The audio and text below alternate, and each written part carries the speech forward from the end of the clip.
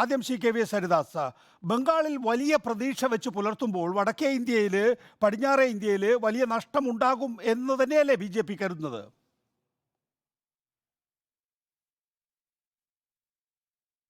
അല്ല നികേഷേ, എന്തിൻ്റെ അടിസ്ഥാനത്തിലാണ് ഇത്തരത്തിലുള്ള ഒരു നിരീക്ഷണം താങ്കളെ പോലുള്ളവർ നടത്തുന്നതെന്ന് എനിക്കിപ്പോഴും ബോധ്യമാവുന്നില്ല. പടിഞ്ഞാറൻ ഇന്ത്യയിൽ ഒരു കാരണവശാലും BJPക്ക് ഒരു വീഴ്ചയും സംഭവിക്കാൻ പോകുന്നില്ല. മഹാരാഷ്ട്രയിലെ പടിഞ്ഞാറൻ ഇന്ത്യ എന്ന് പറയുമ്പോൾ മഹാരാഷ്ട്ര ഏത് തരത്തിലെ മഹാരാഷ്ട്ര പെടുന്നുണ്ടെങ്കിൽ പോലും മഹാരാഷ്ട്രയിലെ ഒരു 45 സീറ്റെങ്കിലും നേടാൻ NDAക്ക് കഴിയുമെന്നതാണ് ഞങ്ങളുടെയൊക്കെ വിലയിരുത്തൽ. ഞാൻ വേണമെങ്കിൽ നികേഷിന് ഒരു വീഡിയോ അയച്ചു തരാം. ശരത് പവാർ പ്രസംഗിക്കുന്ന ഒരു മഹാസമ്മേളനത്തിന്റെ വീഡിയോ ആണ്. അതിൽ എത്ര പേരുണ്ട് എന്ന് നോക്കിയാൽ താങ്കൾക്ക് അവിടുത്തെ ഒരു മൂഡ് ഓഫ് ദ പീപ്പിൾ മനസ്സിലാവും.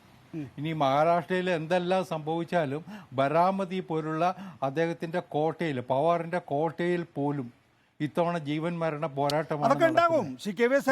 ബരാമതി എന്ന് പറയുന്ന ഒരു ലോക്സഭാ മണ്ഡലം അല്ലല്ലോ. ബരാമതി ഇതുവരെ കൈകാര്യം ചെയ്തിരുന്നത് അജിത് പവാറാണ്.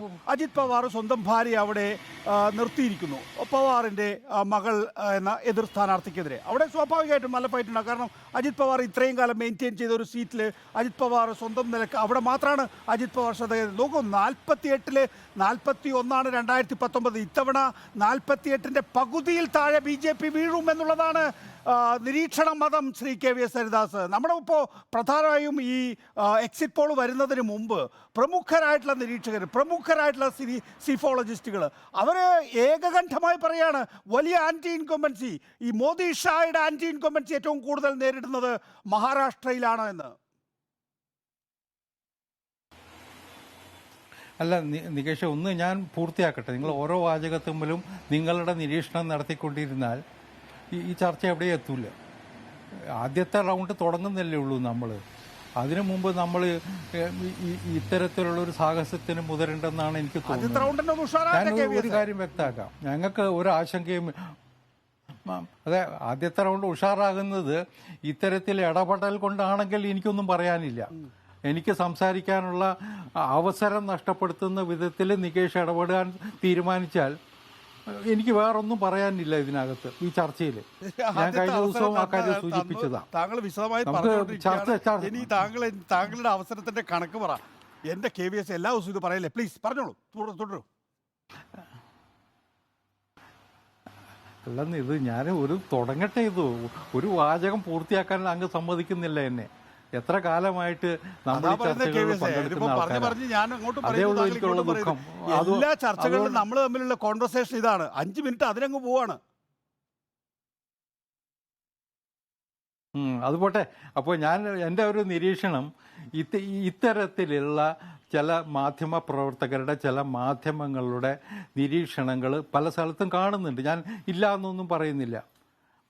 അത് ഉണ്ടാകുന്നുണ്ട്. എസ്പെഷ്യലി കേരളത്തിലെ മാധ്യമങ്ങളാണല്ലോ ഏറ്റവും കൂടുതൽ ദേശീയ തലത്തിൽ നരേന്ദ്രമോദിയെ കെട്ടുകെട്ടിക്കും എന്ന് പ്രവചിക്കുന്നേ. നിങ്ങൾക്കൊക്കെ ഒരു കാര്യം ഞാൻ ഉറപ്പ് നൽകാം. ഈ ജൂൺ 4-ാം തീയതി ഒരു സംശയം വേണ്ട, നിങ്ങളുടെ കണക്കുകൂട്ടലുകൾ മുഴുവൻ തെറ്റും, നിങ്ങളുടെ പ്രവചനങ്ങൾ മുഴുവൻ തെറ്റും. നിങ്ങൾക്ക്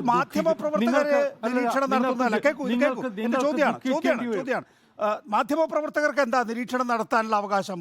അവർ ചിലപ്പോൾ ഏതെങ്കിലും ഒരു സംസ്ഥാനത്ത് വരും, അതിനപ്പുറത്തേക്ക് അവർക്ക് നിരീക്ഷണം നടത്താൻ ചില സിഫോളജിസ്റ്റുകൾ പറയാണ്. ഇപ്പോൾ ഉദാഹരണത്തിന് BJPയുടെ പക്ഷത്ത് നിന്നുകൊണ്ട് പ്രശാന്ത് കിഷോർ പറയുന്നു, അതുപോലെ തന്നെ മറുഭാഗത്ത് ഇന്ത്യ ബ്ലോക്കിൻ്റെ പക്ഷത്ത് നിന്നുകൊണ്ട് യോഗേന്ദ്ര യാദവ് പറയുന്നു.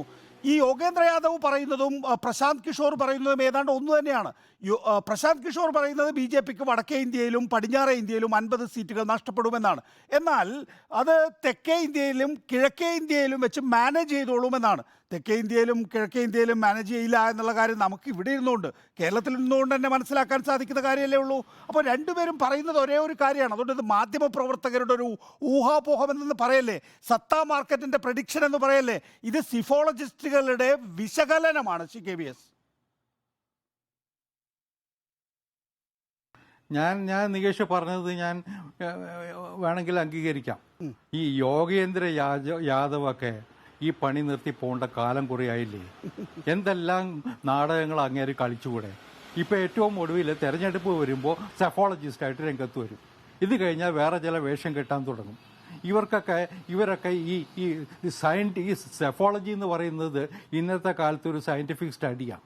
അത് ചെയ്യുന്ന ഏജൻസീസ് ഇവിടെയുണ്ട്. പ്രദീപ് ഗുപ്തയെ പോലുള്ളവരുണ്ട് മൈ ആക്സിസ് ഇന്ത്യയുടെ. അവരെന്താ പറഞ്ഞത്? ഞാൻ രാജ്യം മുഴുവൻ യാത്ര ചെയ്തു. 2019 നിന്ന് വിഭിന്നമായ ഒരു ചിത്രം എനിക്ക് കാണാൻ കഴിഞ്ഞില്ല. പക്ഷെ ഒരു കാര്യമുണ്ട്, എനിക്ക് സീറ്റ് ഇപ്പോൾ പറയാൻ പറ്റൂല, കാരണം ഇലക്ഷൻ കമ്മീഷന്റെ ബാനുണ്ട്. So I will have to wait till the evening of 1st June എന്ന് പറഞ്ഞത് പ്രദീപ് ഗുപ്തയ. അദ്ദേഹം ഇന്ത്യയിലെ അറിയപ്പെടുന്ന സെഫോളജിസ്റ്റാണ്. 2019 തെരഞ്ഞെടുപ്പ് കൃത്യമായിട്ട് പ്രവചിച്ച ആളാണ്. കഴിഞ്ഞ മധ്യപ്രദേശ്, രാജസ്ഥാൻ, ഛത്തീസ്ഗഡ് തെരഞ്ഞെടുപ്പുകൾ വ്യക്തമായിട്ട് പ്രവചിച്ച ആളാണ്. അങ്ങനെയുള്ളവരുടെ നിരീക്ഷണങ്ങളും നമ്മുടെ സമൂഹത്തിൽ നടന്നിട്ടുണ്ട്. അതൊന്നും നിങ്ങളാരും കാണുന്നില്ല. നിങ്ങൾ ഈ എഴുതി തള്ളപ്പെട്ട ഒരാൾക്കും വേണ്ടാത്ത ഒരു വിഭാഗം സോക്കോൾഡ് സെഫോളജിസ്റ്റ് വെച്ചിട്ട് അവരുടെ നിരീക്ഷണങ്ങൾ തലയിലേറ്റിക്കൊണ്ട് എന്നിട്ട് പറയുന്നത് എന്താ? ചാനലുകളിൽ വന്നിട്ട് ഞാൻ മോഡി വിരുദ്ധനാണ്, മോഡി ജയിക്കരുതെന്ന് ആഗ്രഹിക്കുന്നവരാണ്, ഞാൻ ഉറപ്പിച്ചു പറയുന്നു ഇത്തവണ മോഡി ജയിക്കില്ല, ഇങ്ങനെ പറയുന്ന എത്രയോ അത് ശരിയാണ് താങ്കൾ പറയുന്നത്. ഇപ്പൊ യോഗേന്ദ്ര യാദവ് ഇന്ത്യ ബ്ലോക്കുമായി ചേർന്ന് നിൽക്കുന്നയാളാണ്, ഒരു സംശയവുമില്ല അക്കാര്യത്തില്. രാഹുൽ ഗാന്ധിയുടെ ഭാരത് ജോഡോ യാത്രയുടെ 1ാം ഘട്ടത്തിലും 2ാം ഘട്ടത്തിലും യോഗേന്ദ്ര യാദവും ഒപ്പമുണ്ടായിരുന്നു. പക്ഷേ യോഗേന്ദ്ര യാദവ് റിസ്ക് ചെയ്യുന്നത് അദ്ദേഹത്തിന്റെ കൂടി വിശ്വാസ്യതയാണ്.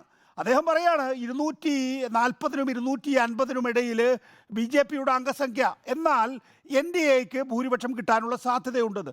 ഏതാണ്ട് സമാനമായ 250-നും ഇടയിൽ തന്നെയുള്ള സംഖ്യയാണ് ആര് പറയുന്നത്?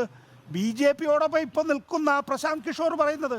പ്രശാന്ത് കിഷോർ പക്ഷേ ഒറ്റ കാര്യം പറയുന്നുള്ളൂ, നഷ്ടപ്പെടുന്നത് ഈ മേഖലയിൽ നിന്നാണെങ്കിൽ കിട്ടാനുള്ളത് ഈ മേഖലയിലാണ് എന്നുള്ളതാണ്. ആ മേഖലയിൽ കിട്ടാനുള്ള സാധ്യത വളരെ കുറവാണ് എന്നുള്ളതായിരുന്നു എൻ്റെ അക്കാര്യത്തിലുള്ള വാദം.